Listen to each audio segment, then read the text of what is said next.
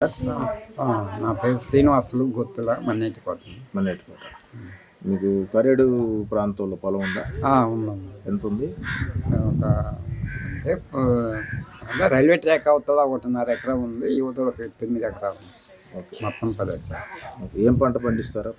వాటిలో మామిడి సపోటా అవి ఎప్పటి నుంచో సంపాదించారు మా తాతలు తండ్రులు కాడి నుంచి ఉంది. వాటి మీద మేము జీవనాధారం గడుపుతా ఉన్నాం. ఇప్పుడు భూమి ఇచ్చున్నారా మీరు? కొంచెం ఇచ్చున్నాం రైల్వే ట్రాక్ అవుతుంది. అమౌంట్ పడ్డాయా? పన్ను. మీరు భూములు ఇచ్చున్నారు, మీకు అమౌంట్ పడ్డాయి. ఓకే, ఇప్పుడు ప్రభుత్వం వారు మీకు చెప్పినంత అమౌంట్ మీకు ఇచ్చారా? ఇచ్చారు. కలెక్టర్ గారు, ప్రభుత్వం వారు మేము ఇంత అమౌంట్ మీకు ఇస్తామని చెప్పారు.